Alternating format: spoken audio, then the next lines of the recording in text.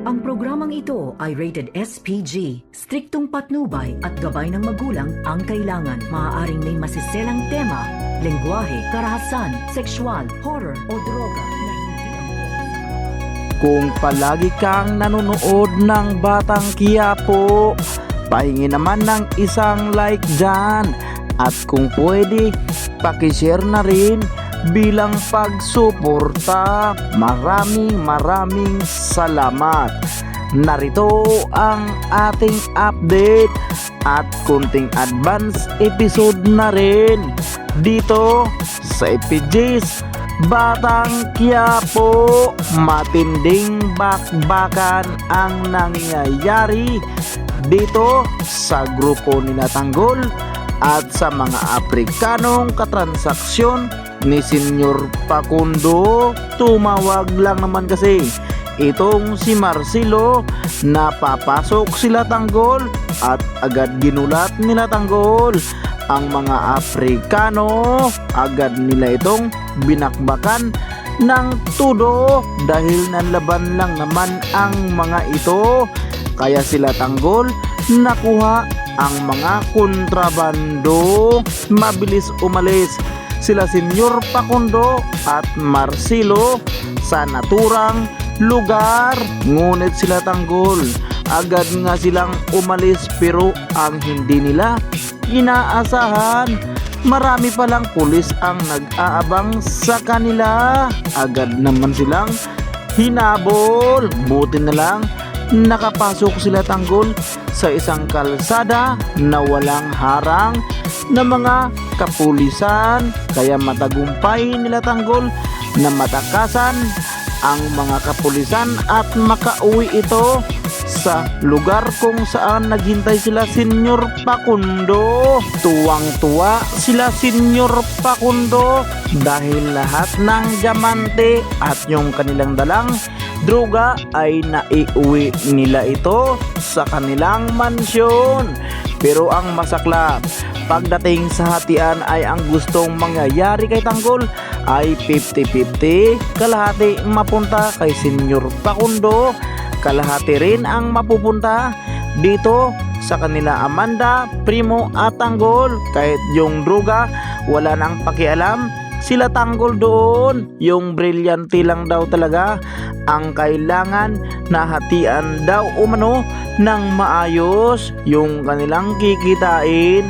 Ngunit itong si Senyor Facundo hindi pumayag dahil may paglalaanan lang naman siya sa mga brilyante. Ibabayad nga daw umano niya ito sa mga Montenegro. Kaya dyan nagkakaroon ng mainit na usapin kung saan ay nagkaka-intense nga sila dahil nagkakainitan dahil si Tanggol ay hindi papayag na bibigyan sila ng kapiranggot lamang dahil hindi nga daw biro ang kanilang ginawa upang maiuwi lang nila ang naturang mga kontrabando. Dahil mismong sa daan ay hinarang pa sila ng mga kapulisan. Buhay ang nakasalalay sa mga kaibigan ni Tanggol, lalong lalo na dito kay Tanggol.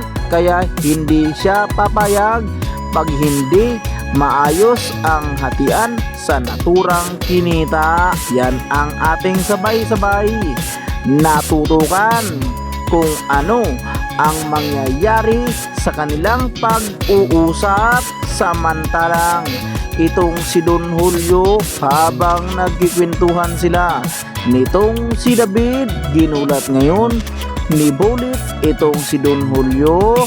Nagmamadali itong si Bullet na kausapin itong si Don Julio dahil mayroon nga daw umanong nakauwi na mga tauhan ni Ramon Montenegro na may mga sugat sapagkat inambus nga daw umano sila at hindi alam ng mga tauhang ito kung nasaan na si Ramon Montenegro.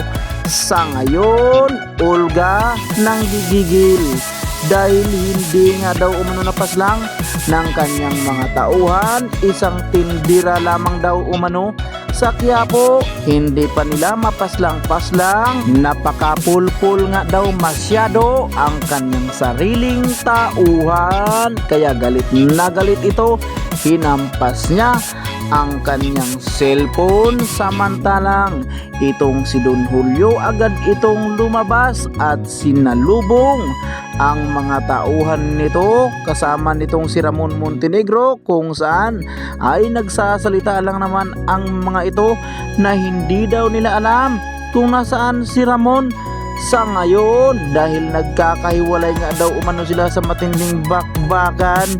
Kaya itong si Ramon ay hindi nila alam kung saan ito nagtungo. Galit na galit itong si David, inisa-isa niya itong pinagbabaril.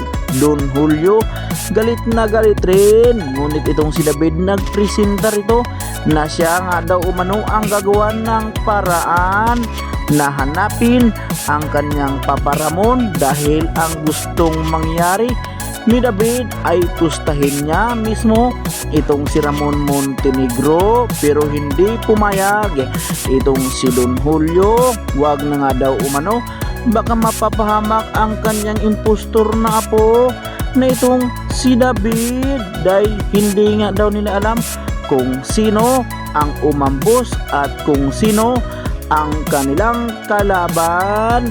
Bagkus si Bullet ngayon ang kanyang pinalakad ayon kay Don Julio. Magdala nga daw umano itong si Bullet ng sangkatirbang katauhan dahil hanapin si Ramon Montenegro, halughugin ang buong Kamaynilaan. Huwag nga daw umuwi itong si Bullet hanggat hindi niya madala at maiuwi itong si Ramon Montenegro. Napapayisbos itong si Bullet, agad silang umalis at sinimula na nilang hanapin kahit saang kalye. Hinanap nila Bullet at mismong nagtungo ito sa bodega kung saan nagkabakbakan. Walang Ramon na kinilang nasilayan, Batang Tondo nalagasan. Roy galit na galit dahil kunti na lang ang kanyang mga tauhan. Ang akala ni Roy napaslang na nila si Ramon Montenegro dahil talagang nanggigigil itong si Roy dahil itong si Ramon habang nakipagbakbakan ito agad itong napapatalon sa barge kung saan nandun rin itong si Marites. Ngunit ang akala ni Ramon binubuntutan siya nitong si Marites, pero ang hindi niya alam ay mismong si Marites ang unang nakasakay sa naturang barge. Tinutukan niya ito ng baril, ngunit maya't maya ay lumusot sila sa kabila. Nandoon pala ang grupo ni Lucio at Troy na handang-handang paulanan ng bala si Ramon Montenegro. Kaya naman sa pagkakataong ito, si Ramon ay tinamaan sa bandang tiyan, kaya ito'y natumba at nawalan ng malay. Marites sumigaw ng tulong, ngunit walang nakarinig sa kanya dahil ang driver ay nasa loob sa naturang barge. Samantalang itong si Bullet, natapos niya ng halugugin ang Maynila, agad tumawag kay Don Julio. Hindi nga daw umano nila mahahagilap si Ramon Montenegro. Ginawa na nila ang lahat, talagang hindi nila ito makikita. Samantalang itong si David at Olga habang pinapakinggan na tumatawag itong si Bullet, parang binayaw sa langit itong si David. Masayang masaya na ito, sabay sabi habang si Olga ang kanyang kausap. Sa wakas nga daw ay wala na si Ramon Montenegro, hindi na daw magtatagal, maangkin na niya ang kayamanan ng mga Montenegro sapagkat pinaplano na ngayon ni Olga at David na tustahin itong si Don Julio dahil si Ramon ay burado na nga daw umano sa mundong ito. Pero ang hindi niya alam, ito ang ikakapahamak ng kanyang buhay dahil si Ramon Montenegro sa ngayon ay buhay na buhay. Mismong ang kanyang nanay pa ang nagdala nito sa ospital. Dumaong na kasi ang barge na nasakyan nila kung saan ay mabilis itong dinala ni Marites kasama ang driver ng barge at dinala sa malapit na hospital. Natataranta si Marites at ang driver dahil ang akala nila ay nawala na ng buhay itong si Ramon Montenegro bago pa nga binaril at tinamaan si Ramon. Naalala niya na ang lahat at nakilala niya na ang babaeng kaharap niya na itong si Marites dahil bigla niya ngang naisip na itong babaeng ito ang kanyang binanatan sa Quiapo at nagkakaroon sila ng isang anak at si Tanggol iyon. Kaya itong si Ramon ay sinisikap ngayon ni Marites na ito'y mabuhay dahil iniligtas lang naman ni Ramon ang buhay ni Marites. Bali, patas na nga daw umano sila dahil iniligtas ni Ramon ang kanyang buhay. Iniligtas rin ni Marites ang kanyang buhay, sinugod sa ospital. Natataranta ang mga nurse pati na yung mga opisyalis sa naturang ospital dahil grabe itong si Ramon Montenegro. Kaya agad ito idinala sa loob ng ospital at mabilis na operahan. Hindi umalis itong si Marites hanggat hindi nagiging maayos itong si Ramon Montenegro. Nung sinabi ngayon ng mga doktor na si Ramon ay tapos na nga daw umano itong inoperahan, gulat na gulat si Marites kung saan galing itong si Ramon Montenegro ng kanyang pera. Pero ang hindi alam ni Marites na itong si Ramon Montenegro ay may daladala itong ATM kung saan ay napakaraming laman. Kaya agad inabot sa doktor. Kailangan nga daw umano siyang maoperahan sa lalong madaling panahon. Tapos nang inoperahan itong si Ramon at kinapkap niya ang kanyang bulsa, buti na lang nandoon ang kanyang cellphone. Kaya naman habang nagpapahinga itong si Ramon sa higaan kung saan ay wala pang malay, habang si Marites ay nakatayo ito tila alalang alala. Ngunit biglang gumising itong si Ramon Montenegro sapagkat nahimasmasa na ito at okay na ang kanyang pangangatawan. At dito kinausap niya itong si Marites. Malaki nga daw umano ang kanyang pasasalamat kay Marites dahil niligtas nga daw umano niya ang buhay ni Ramon Montenegro. Malaki nga daw umano ang kanyang tanawin na utang na loob dito kay Marites, habang buhay niya nga daw umano itong utang na loob kay Marites sapagkat dinugtungan ni Marites ang kanyang buhay.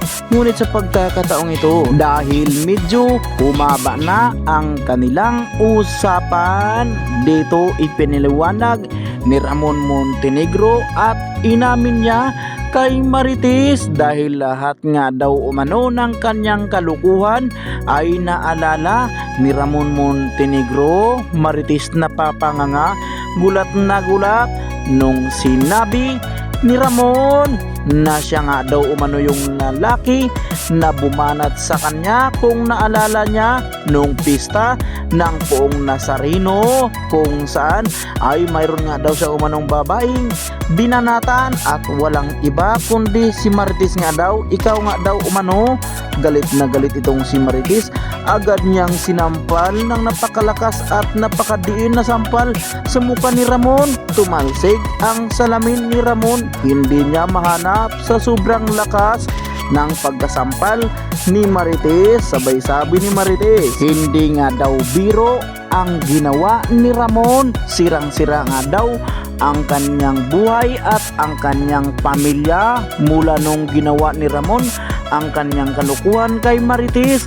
Humingi naman ng tawad itong si Ramon Montenegro, pero ganun pa man, tapos na nga daw umano ang lahat. Wala silang magagawa dahil yun talaga daw umano ang nakatadhana ayon kay Ramon Montenegro.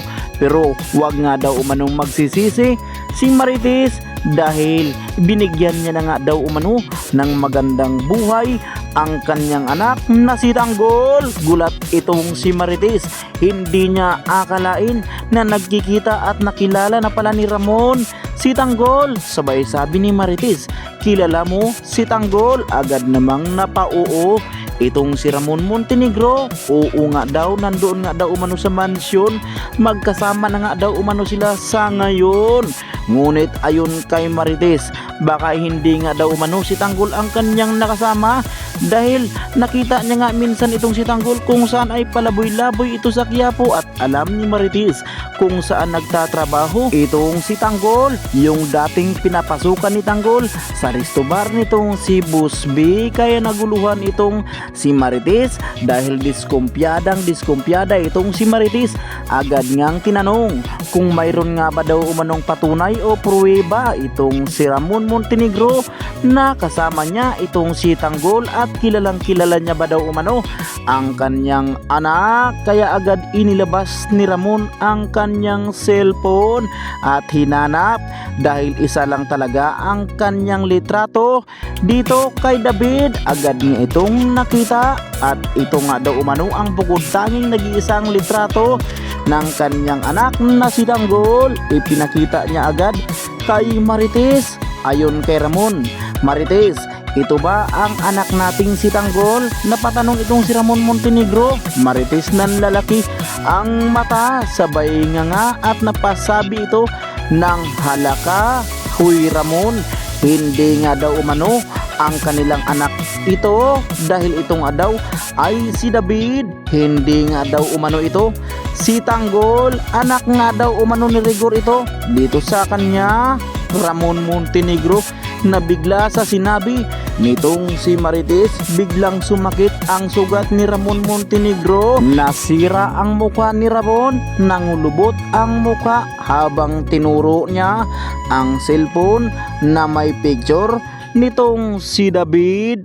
Kaya ayon kay Ramon Montenegro, sigurado ba daw umano itong si Marites na hindi ito si Tanggol, at hindi rin ito anak nilang dalawa, sapagkat itong si Marites, dahil siya nga ang nanay at mismong siya rin ang nakaalam sa lahat ng hindi alam ni Ramon Montenegro.